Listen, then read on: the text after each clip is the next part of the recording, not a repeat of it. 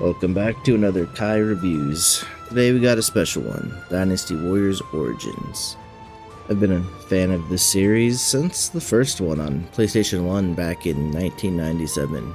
Damn, I'm basically a boomer, huh? However, for review purposes, I will assume you don't know what a Warriors game is, even though they got like, I don't know, 50 or something. If you are a Warrior series fan, just know they kept what made these games good, and they built a great game on top of that. I would give it a 8 or a 9, still undecided, but by the end of this video, I can give you my final answer. Alright, saddle your horse and let's charge in. Gameplay is up first. Dynasty Warriors is a hack and slash melee mashup. Older titles were all about defeating more units than the other side, cutting off reinforcements, and pushing your own troops up. This game has evolved far past all of that, and you can do those things if you want to, but on hard I had to rush around the battlefield and quickly assassinate leaders and generals or push through camps and capture them. It was a lot of fun. You get your basic attack chain and a power attack chain. You can weave basic with power to end your chain cycles with different moves depending on what you're trying to do. Break defense, do damage, or push away the weaklings. Then you got your ultimate mode, called Muso mode. I might be butchering that pronunciation. This is your greatest attack, and you have to fill your Muso bar to do it. New to Origins is the bravery system, as far as I know. This is a separate bar or little bubbles you gotta fill. These are used for flashy moves on top of your basic and power attacks. You know, as I explain this, I realize this probably sounds very confusing, and to a new Warriors fan, it probably is. Just know between timing your parries, timing your dodges, and using the right combos for the right moment, there's a lot to master here. However, this can also be easy with the lower difficulty setting, or just sticking with the army like you're supposed to. Gameplay is what you want it to be, given you want to be on the battlefield. First negative for me was the amount of weapons. Previous titles, each hero had their own unique attack chain, even if it was also just a spear or a sword, and most had some pretty wild looking weapons. The playable characters in most titles is well over 50, which means the style of play is well over 50 as well. To be reduced to just 10 is a little bothersome, but they do feel nice and unique from each other. With a fun level up and perk system, I really did enjoy the progression as your character just gets stronger and stronger. It felt nice. World and story is up next. Dynasty Warriors is based on the Romance of the Three Kingdoms, which I'm pretty sure started out as a book. It is a retelling of some of the historical events, like the fall of the Han Dynasty in China. Now, records do say these characters existed, at least most of them. History does say these battles happened. However, the game goes to the extreme with the battles. It is in no way historically accurate. It is a fantasy retelling of real events. Almost like King Arthur for the East. Story is nothing to really get hyped over. It's there. It's not terrible. It's not great. It is just there. I'm glad it is there. It changes up the pace of the game quite a bit. But I did end up skipping a lot of dialogue between some named but side and mostly irrelevant characters. But I am happy these talks were in the game, even the boring ones, just because I found them boring doesn't mean others would too. Watching your character interact with the other heroes between battles, it's alright. I wouldn't mind more depth in this area, but it really was a nice change of pace from all the battles. Graphics are pretty good. Are they Final Fantasy good? Well, no. But for a game that focuses on thousands of moving NPCs with AI, it's better than I would have expected. If you are the type of gamer that only plays games with perfect, true-to-life art, you might want to pass on this one. But it was still pretty good. It did have some stutter moments at key times during different battles. There are large army mechanics where you can get thousands of enemies on your screen at the same time. With thousands of allies behind you on top of that, it did not stutter often, but it was there and it was noticeable. Once I started deleting units, it normally cleared right up. Sounds were amazing.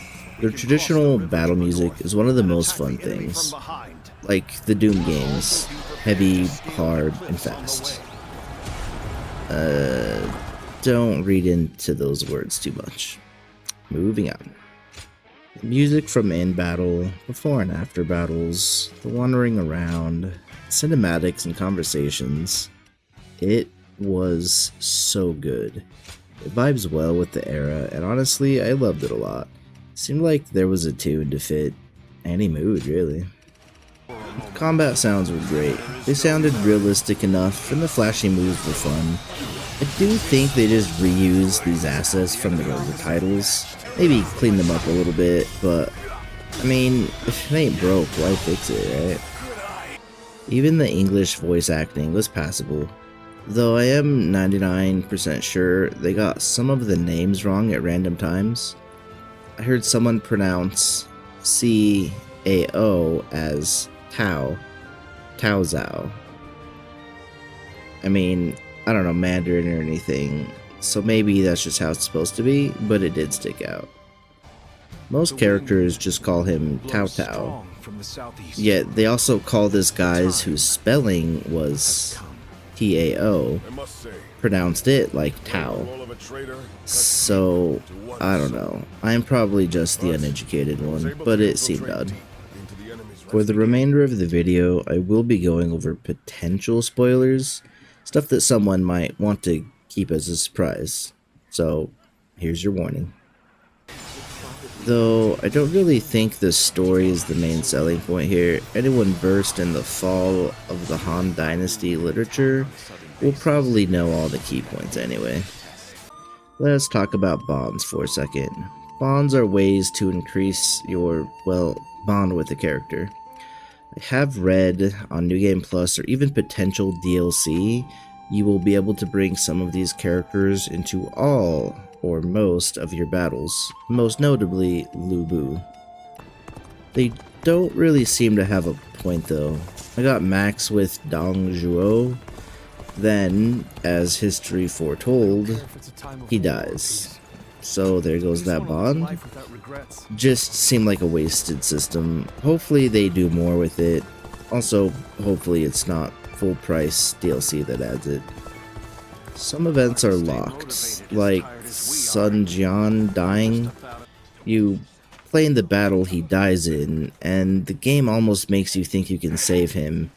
However, when that time comes, a voice plays over asking if saving him is really the right thing to do.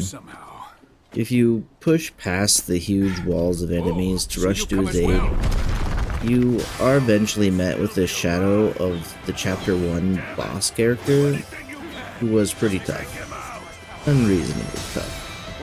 I tried this fight something like 8 times, even lowered the difficulty. The boss itself nearly one-shots with every attack. It has so much HP, it would take 10 minutes of perfect comboing to defeat him. Then, right as Sun Jian dies, it disappears, as do the rocks blocking your path. I plan to try this mission much more in replays once the story is beaten. But for a new character, even turning on infinite mana cheats, it's just not really possible.